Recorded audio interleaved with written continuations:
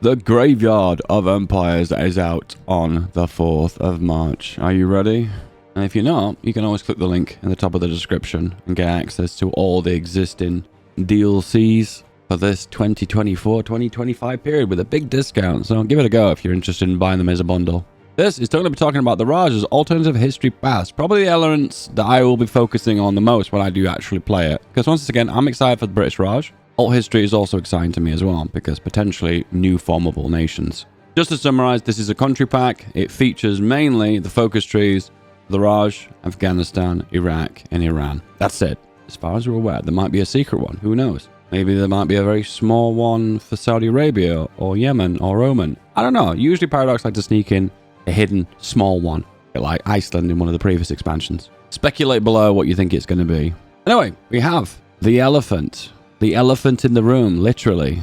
Looks like this is a special unit, so I would imagine you probably can't individually train this unit. So it's not like spamming out a bunch of camels or horses. I imagine this is spawnable based upon going down a certain path. I'm speculating. I don't actually know. Just an FYI, guys, a lot of speculation with this. I have to read between the lines with a lot of this, and sometimes I might miss something. And if you guys want to correct me in the comments, feel free to do that. Anyway, the forward block is the alternative history path for the Raj, and that's what it's currently called at the moment. So the forward block is a more militant stance towards the British, and the end goal is linked to War of Independence. It'd be kind of cool if you could break away without that War of Independence. Seems to be one of the cliche Hoi 4 map things. It's like you stick with the nation, you get no civil war, you change ideology, you force a civil war. It's kind of been done a million times, and I wish there'd be little twists on that. There is one for the Soviet Union where you can cause a coup and go one of the different branches of communism, which is a one-off example. I just wish there were more of that. The war against the British will start when you give me blood, and I will give you freedom focus. Specifically, you need more than 50 war support, and you need more than 65% resistance. So you're going to be encouraging resistance to create an uprising. That's interesting. So that'll be taking advantage of the new non-core mechanics. You get a leader of a national freedom fire, which has less attrition, less supply consumption, and a bit of extra night attack. The night attack's pretty good. The other one's 4%. They usually round them to like multiples of 5. It's a bit of a strange one of 4%. It's a bit small to actually not really make much of a difference. You know me, I make a big deal about this every time, that when I see a percentage modifier, I need it to be a significant amount to make a difference to the actual game, because otherwise it's just like tiny little numbers. If I can climb inside Paradox's head, it's probably because they don't want to stack too many modifiers on top of one of another. So they'll just like give you little mini reductions. So it says here, this will start a civil war of independence between the Democratic supporters and us, and it stipulates if it's 65%, you get 1 free division, 85% you get 2 free divisions.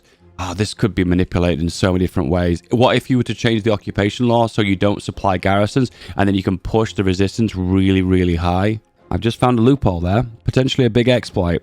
Pretend I didn't say that, Paradox. I hope you're not watching this video. We've got promote violence against the British, which improves resistance based on decisions. So we're getting lots of decisions that increase resistance. But based on what I said previously, I don't think you're going to even need to. So it looks like there's an ability to remove cores. And when you remove cores, you create resistance. And then you can use that resistance to cause an uprising. So as you can see, there's boosts of resistance to get there. I like this because it's quite creative, because this is creating a civil war based around the resistance system. So it's using existing game mechanics and synergize them with the national focus trees. I think this British Raj focus tree is going to be a winner. There's been a lot of feedback that's been given from me and the community in the past, and I feel like a lot of it's getting implemented in this national focus. So specifically, a leader here can avoid the uprising. This will eat into consumer goods, but it reduces damage to garrisons. So potentially you can create resistance without causing damage to garrisons, so you're not actively losing manpower and guns, I suppose, then until you return for the civil war. I guess that's a cool mechanic because it has an ability to mitigate damage to your own troops and your own equipment before returning to the civil war. And then we have this gentleman. I believe he is the leading uprising guy. Yeah, Chantra Bose. Like a Bose. Unfortunately, stats aren't like a Bose, though. Ooh, what is this? I suppose right now he's commanding troops whilst in prison. So that's the reason why he has a big penalty to the modifier. But I am thankful that Paradox are able to do big numbers, okay? This is one thing I've been very critical of. They're very afraid of showing the big numbers and throwing off the balance of the game. But I suppose they're willing to go in the opposite direction in a big way. I suppose this definitely says it's very difficult to win the civil war in this scenario. This gives you the option to get more militia within the certain states. This gives you an option to give basing rights for Japan, so favors before the civil war. And then this is the civil war. You can see it's what you'd expect. Usually the first part of a civil war is creating a stable front line and eating up those little pockets. My favorite dude is this. Look at this guy. Who are you? A guy with the pink crown. I will never forget you. And also it creates uprisings in these territories as well, which is interesting. So these are the ports you gain control of that Japan's assisted with you. Okay, so Japan joined the war with you, and then eventually you've won the civil war. In this case, you actually get a white peace option. Oh, Paradox, you're so smart, because one of the big issues with colonial civil wars is the Allies end up joining it, particularly if the world tension's high enough. So they've actually added a white peace mechanic to avoid the potentially you just getting sucked into World War II with your civil war, which is so good. We've all played the Congo path and tried to break away when World War II is happening, and then the whole of the Allies declare war on you, which is just a really crappy mechanic. From a balancing perspective and a real world scenario, it makes sense, but it's just not really fun, is it? Have you noticed? I really like when mechanics are fun, okay? I like history, but I also like it when history's fun. Please comment below your favorite historical fun moment. So this is specifically a Hindustan, isn't it? So I wonder if they have issues integrating Pakistan and East Bengal and Burma. The whole Indian assembly. Hindu nationalism, is that cool? I don't know. Gives divisional attack on core territory plus 15%. That's a juicy bonus. You got the option to integrate Burma. Burma at the start of the game is independent. It wasn't until 1937 it actually got integrated into the British Raj. And it looks like after the Civil War, you have the ability to reintegrate it and core it once again, which is cool. And then you finish it with a juicy bonus at the bottom, the Hindu martial tradition. Now, once again, big bonuses make me very excited, okay? Org 2% is practically nothing. It's not worth it. 5% attack is very juicy. 6% breakthrough is pretty juicy too. The only downside is this is such the bottom of the focus tree. It comes so late. Sometimes you have to question whether you're even going to take advantage of these said bonuses. It does probably come across to you sometimes that I'm complaining about these bonuses. Like, Paradox are giving us something really amazing. We should be thankful and we should be celebrating. I am celebrating. I'm just putting into context that this comes so late in the game that it might not be something the player can fully take advantage of. That's all I'm saying. And then that's the final formable. We have Afghanistan integrated, Tibet, Burma, Nepal, Bhutan. Is there anything else that I'm missing? Oh, we have Sri Lanka too. Maldives. That is a girthy India. And I'll be honest with you, man, that makes me very happy. The only time where this becomes a problem is when potentially you get to a certain size and you're just about to form this big nation, and then potentially you create World War II, for instance. I mean, I'm not against this mechanics, but it's kind of cool if the devs think about, is there a way is this formable possible without creating World War II? I just create this big chunky India without causing World War II. There is one thing about this that does annoy me. Can you see it? Can you see it? What is this? And then what is this? What's this here? French people. They exist. I'm joking. I love French people. And that is the formable nation you get here. You get an extra political power. 2 factories per state. That's really good. It's good this because factories per state pay off more the later game you are, because you've technically filled all your building slots. And because it looks like India's so big, you're like, oh, well, you never have issues with building slots. No, you do, because a lot of these aren't developed land, so they don't have a lot of building slot potential. So adding +2 for the entirety of your nation is amazing. And it gives you the construction too. And it also fixes some of your agrarian society. This is looking like a spicy path, guys. Also, we've got alternative leaders as well. We have the Netji. I'm going to go with that name. And he gives extra stability and non-aligned. But he likes to build factories. Nice. And this could potentially lead to expansion into Tibet. I believe we're already seeing the same thing here. This is just an alternative leader, I suppose. So there's existing planned economy. This is an interesting one because it gives planned economy, reduces efficiency retention. So this is like concentrated industry, where if it gives a boost to this, it'd be like dispersed industry. And it gives efficiency cap, but it gives it for 1, 2, 3, 4, 5 years. Is that 5 years? And that's such a long amount of time. That's pretty much indefinite. However, the bonus isn't massive. You know, it's the equivalent of 1 tech that increases the production cap. Okay, I'm going to call this. This one's underpowered. Way too underpowered. And the fact that it's at the bottom of the focus tree with 70 days is super underpowered. This needs to be giving like 10, 15, 20% extra factory output flat amount as well to make it actually worthwhile. Listen, I'm calling out when I see it. And unfortunately, if I was playing a normal game of Hoi 4, I probably would just skip this focus because this seems not worth your time. I feel like you're gaining more than you're losing when you can get a technology that would be a lot quicker. And plus, it's the bottom of the focus tree too, so you're only taking advantage of it quite late. Now, if that was up at the top of the focus tree and you could take advantage of it early, maybe I'd go for that because you'd be using it for the full duration of the game because it's 5 years. As you've already noticed, Feedback Gaming goes on about stats all the time because I'm a big balance guy. I feel like sometimes if you give me a stat that benefits me, but only benefits me right at the very end of the game, then what's the point of that stat, particularly if it's something like I don't know, construction speed. What's the point of a big, juicy 30% construction speed in 1946? Well, there isn't, because the wars are already over and you don't even need to build your economy. But construction at the very start of the game in the 1930s gives a massive bonus to your overall ability to snowball, so it has more impact in the long run. Just an explanation on why I bang on about stats so much. Looks like there's also a democratic path when you declare independence. Gives extra command power, resistance reduction, and gives ideology. Once again, this is one of these focuses that don't really give you initial bonus. It's a matter of guiding you, literally guiding you, down the focus tree. So I can imagine that the focuses are usually serve a purpose, which is reducing resistance and unifying the nation, other than giving you a big juicy bonus. So this is the communist path. You've been suppressed by the British. You must remain in the shadows. This talks about a mutiny that happened in 1946, and this is inspiration for that. It causes Pakistan to be released and a bunch of land to be handed to you. And you enter a truce with Pakistan. Interesting. Oh, and now we have a massive Pakistan. Interesting. Surprisingly, though, it also creates a situation where you get blocked pieces of land for India, which would cause issues with game mechanics, because you can't pass supplies to existing territories of other nations. When they're landlocked, you can't get access to them. Probably could cause problems. Might just be better to give all this land to Pakistan. Or maybe divide it with Burma. Possibility. Then you get the option to integrate Pakistan back into your nation. We've got a 5-year plan here, which gives a modest bonus, but it's only 35 days, so I'll forgive you for that. And now we have the juicy stuff. You can form the East India Company. I think Paradox have probably put the most love into this path. So all the way across the focus tree, you've got a different option. I'm trying to make out what it is, but it's so low resolution, I can't actually see it. Oh, here we go. The Great Depression price controls. I'm not even aware you start with the Great Depression. Is this something I've missed? Is this a new mechanic, or is this something you gain later on? So lobby Parliament, I presume, to create an East Indian Company once again.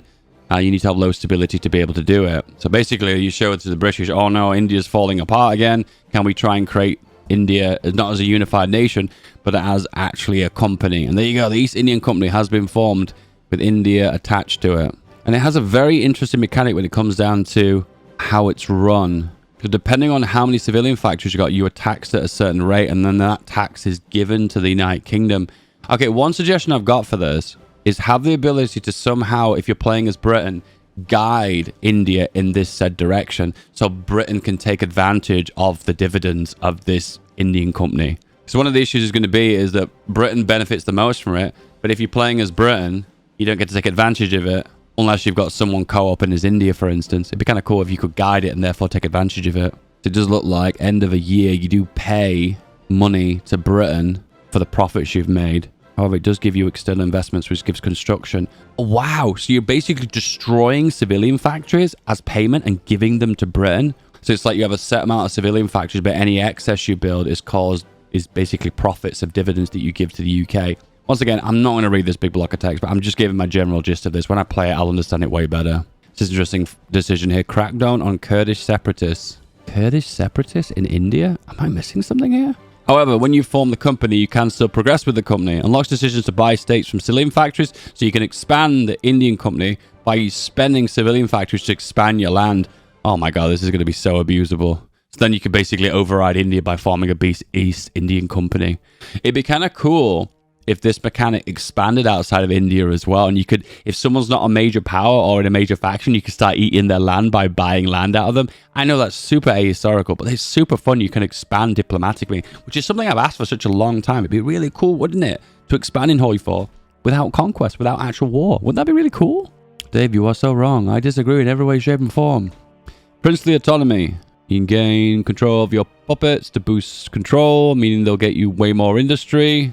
So the land that's not cored by India, it looks like you have a special ability to do this. It looks like they'll be released from India, and they will also go for industrial bonuses. I presume then you'll be able to integrate them. Institutionalized money laundering. Nice. It's very difficult to rate these stats because they work so differently than all the other nations. Like 210 days with 10% construction seems kind of cool, but it's hard to put into context depending on how far we are out of the focus tree and the base of the mechanics to begin with. Here it is in actual action. We have the Central Indian Princely States, and this gives the ability to, I presume, to integrate them, but also funnel industry to them. Whoa, I know what this is happening. So what's happening here, instead of having to pay the profits to Britain, what they're doing is siphoning the money into one of the princely states. So therefore, at the end of the year, the bank sheet shows as black, as if you've not gained profit or lost anything. So you don't have to pay anything to Britain, so you can pull them out. Am I misinterpreting this? If that's how it works, that's so cool. And if it's not, implement that, please, Paradox. Or someone's cheating here. Look here, they've done these 2 focuses, but these ones haven't been done. This gives the ability to reduce taxation overall. Also lets you create actual armies, private armies. And at the very end of it, you can rebrand yourself. It unlocks the decision to core India, Pakistan, and Bangladeshi states. Unlocks decisions to core-owned states with high compliance using consumer goods. You know, I actually don't like this.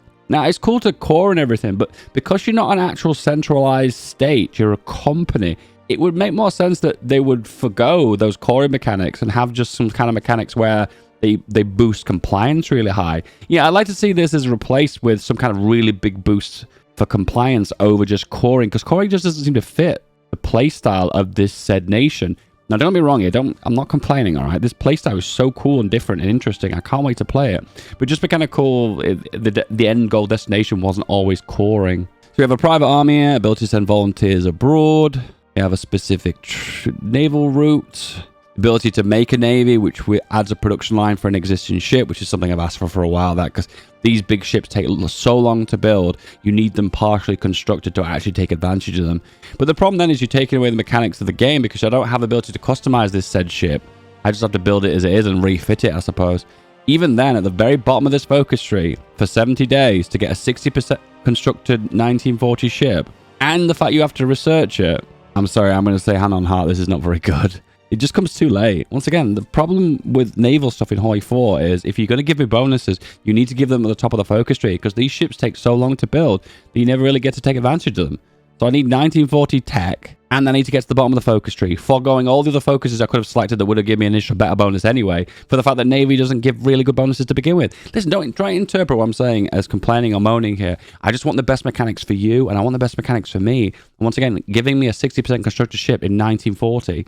when the game's almost wrapping up. Well, that's not true. It's in the mid-game at that point. But then I still have to build the ship, and I don't have much say over how the ship's going to be compositionally, because I don't get to build it. It's just one built with the existing ship design that they've selected. These images will not load. Okay. Mongol Empire. Of course, you knew this was coming, right? So you get to select a prince for the Mughal Empire. I feel like I might be pronouncing that wrong. Let's have a listen. It is actually pronounced Mughal. Okay, I've learned something new. Gives a massive bonus to research at 15%. That's really cool. Once again, early bonuses that give bonuses to research or construction early game are worth their weight in gold because of what they give you. And then we have the elephant division here. Wow. Press 1 if you like elephants. They don't actually have an icon, so it's just a circle. And I can't really compare stats like for like. They've got a decent speed. They're slower than horses. They have insane HP. Okay, these numbers might not be right. No, I don't think these numbers are right at all. The breakthrough is very high. The defense is very high. The soft attack's very high. Okay, these numbers are complete bullshit. Okay, these aren't the final numbers. They seem too high. So you get to see Conquerors of Afghanistan, Conquerors of Persia, the Corridor, the True Mongols. Mongol 2.0. So we have the Mongols before we get the Mongol Empire. Once again, no complaining, guys. This is such a cool path, and I'll definitely take advantage of it, and I'll probably have a blast with it. And here we go. Border. So this is the Mughal Empire here. Mughal Empire in the west. And Pakistan's broken free. It's creating like a Balkans where you have to unify the entirety of the continent and you create chaos. That's actually one element you never see in civil wars. Three-way civil wars, do you? But if all these nations are at war with one another and you can kind of create chaos to therefore achieve your goals, that'd be kind of cool, wouldn't it? The Mughal courts and the advisors here that's really jump out. These bonuses aren't significant. Consumer goods is decent. Army XP but loses communist support. That's kind of cool. Oh, it's actually not Army XP, it's Army Intelligence. Okay, that's not very good at all. 15% consumer goods is pretty good. 12.5% defense on core territory. That's really cool. Ooh, reduction of annex cost. Oh, so you would combine that with annexing nations, I presume. So instead of costing the full 300 political power, it would cost 370? 270? Okay, that doesn't sound that interesting. Okay, never mind. And this one reduces consumer and increases consumer goods. Reduces political power but gains stability. Oh my goodness, some of these advisors are not very interesting. But these are all ones that part of different princely states within the Indian Empire. So maybe you don't take advantage of these directly. Maybe you don't get to hire them directly. Or maybe you take advantage of all of them. Interesting, okay. One major thing of this path is rebuilding the Silk Road. So this is how you make money with it. So it would be kind of cool if they integrate lots of consumer goods bonuses for this. The road runs from Asia to Europe, and what does it do? It adds the coring mechanics to these specific areas. And it cores all this specific territory. And then it creates... Oh my god. Paradox, what have you done? What is this? You know, put it on my positive hat right now. This kind of what cores are anymore, are they? So what they've done here is you get to core the land that is technically the Silk Road. But technically, when you take out China and the Soviet Union, you're going to have occupy all this other land. So it's basically just going to be a corridor of non-resistance, isn't it? I feel like it might be better just to give a big compliance bonus in these set areas instead of just giving cores. Because this kind of comes across a little bit goofy. I'm not against this. This is cool alt history. I like cool things. It's just kind of strange that these territories are going to have no resistance. Maybe just a big compliance bonus for them would make more sense. I don't know. We definitely have some spicy stuff going on here, guys. The formables are top tier. Some of the bonuses at the very top there were really good too. It's all going to come down to the execution, particularly of the Mongol Empire and particularly of the East Indian Company. That's going to be the big factor with this focus tree is going to be a win or going to flop. Hey, but listen, the only way is up from here. If all the other focus trees are on this level, I'm hyped. Anyway, if you want more access to these Dev Diary videos that I'll be making in future, feel free to subscribe to this video and we'll go from there.